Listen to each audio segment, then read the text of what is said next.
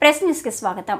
ములుగు జిల్లా Tadvai range Gangaram section పరిధిలోని Damaravai beat 2లోని అడవి ప్రాంతంలో దుండగుల దాడిలో గాయపడి వరంగల్ ములుగు రోడ్లోని గార్డియన్ హాస్పిటల్లో చికిత్స పొందుతున్న forest section officer Vinod Kumar, forest beat officer Sharath చంద్రలను అటవీ పర్యావరణ దేవాదాయ ధర్మాదాయ శాఖ మంత్రి కొండ సురేఖ పరామర్శించారు. శుక్రవారం మధ్యాహ్నం గార్డియన్ హాస్పిటల్కు చేరుకొని వారు చికిత్స పొందుతున్న వార్డులోకి వెళ్లి ఆరోగ్య పరిస్థితిని అడిగి తెలుసుకున్నారు.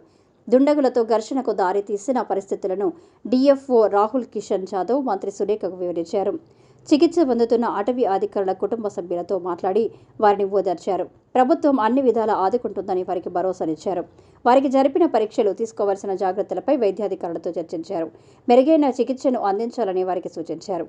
వారు పూర్తిగా కోలుకునేదాకా పరిస్థితిని నిరంతరం సమీక్షించాలని డిఎఫ్ఓను మంత్రి సురేఖ ఆదేశించారు.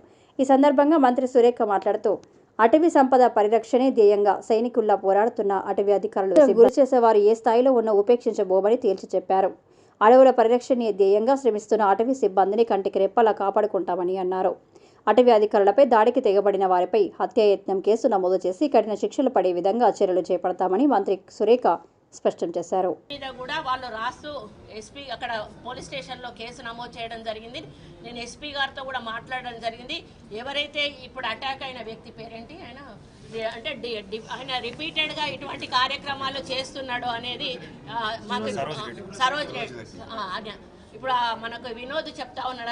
ఆయనకు పనే అది, ఎప్పుడు కూడా అధికారుల మీద అటాక్ చేయడం ఆయన డ్యూటీ అని చెప్పి నేను వెంటనే డిఎఫ్ఓ గారికి ఏం చెప్పానంటే ఆయనను కూడా వేరే ఒక రిప్రజెంటేషన్ ఇచ్చి పీడీ యాక్ట్ పెట్టి అతన్ని నాన్ బెయిలబుల్ సెక్షన్ కింద లోపలికి పంపించాల్సిందిగా కోరుతా ఉన్నాము.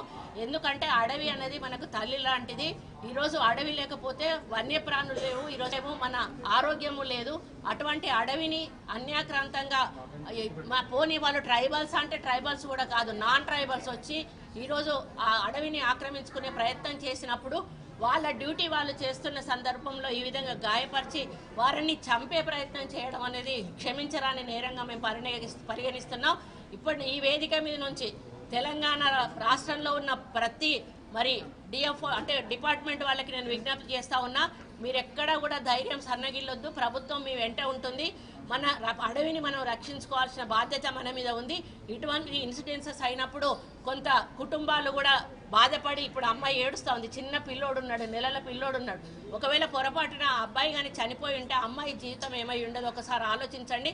కాబట్టి ఇటువంటివి మీరు అన్యాక్రాంతంగా మేము ఎప్పుడు కూడా అడవులు ఆక్రమించుకోవద్దని పదే పదే మేము రిపీటెడ్గా డిఎఫ్ఓల ద్వారా స్థానిక ప్రజలకు ఇన్ఫర్మేషన్ ఇస్తూనే ఉన్నాము.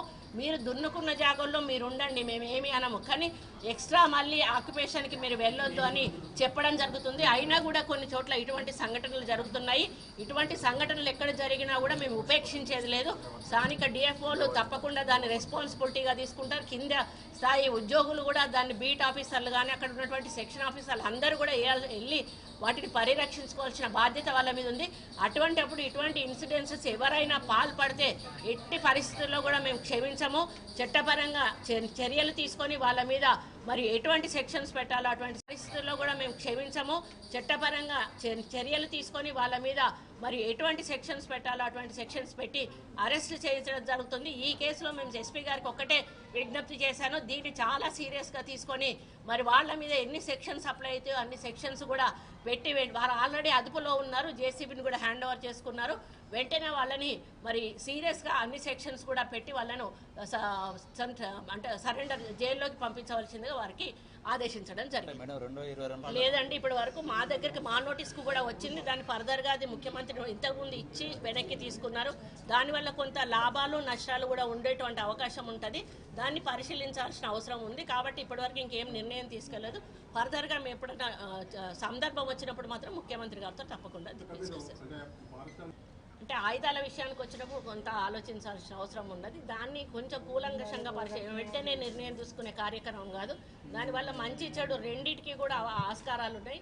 అది కొంచెం బ్యాలెన్స్డ్గా ఆలోచించాల్సిన విషయం, సున్నితమైన అంశం కాబట్టి దాన్ని నేను ముఖ్యమంత్రి ద్వారానే ఏదన్నా కూడా నేను నిర్ణయం చెప్పగలను.